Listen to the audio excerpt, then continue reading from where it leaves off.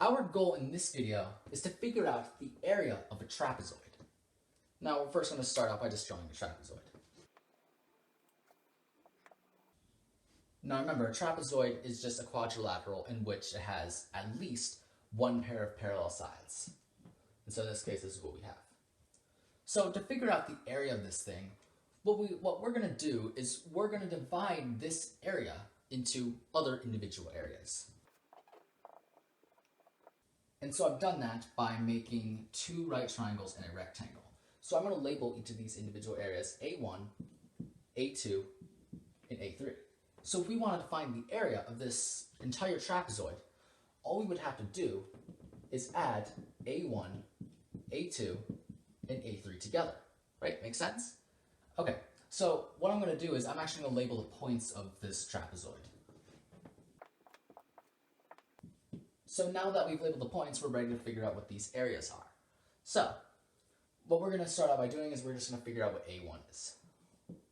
Now A1, this is just a right triangle, so we're just going to be thinking 1/2 base times height. So 1/2 AE times BE.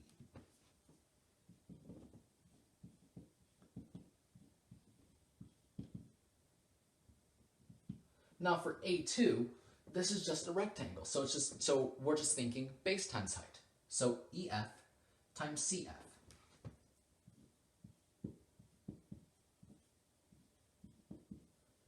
And lastly, for A3, this is just a right triangle, so we're thinking 1/2 base times height. It's just 1/2 FD times CF.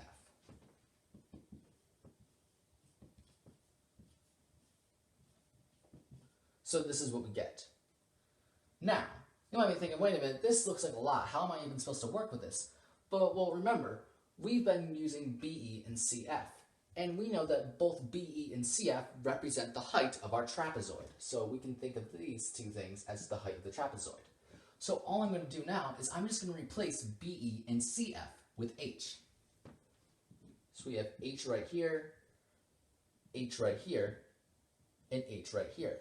So I'm basically replacing BE with H, CF with H, and CF with H. Now next what we're going to do is we're just going to factor out 1/2 H so we can make this easier to solve.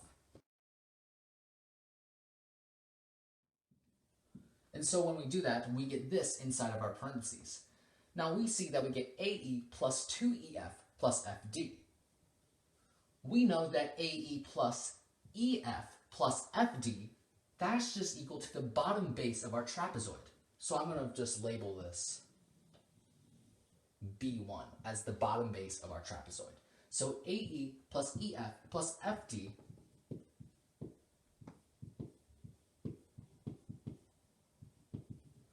is equal to the bottom base of our trapezoid.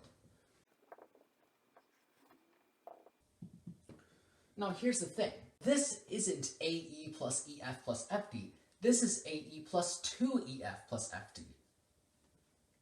So we could replace all of this with B1.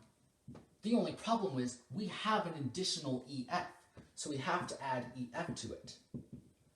Now here's the thing. EF is the same length as BC, and BC is just the top base of our trapezoid, so we can just call this B2.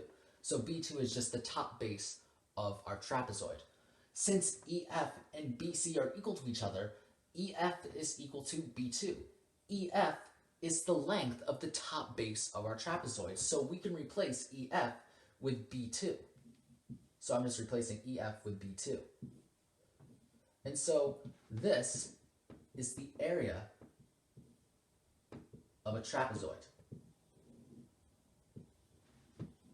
Right? All the area of a trapezoid is 1/2 times the height of the trapezoid times the sum of the bottom base of the trapezoid plus the top base of a trapezoid.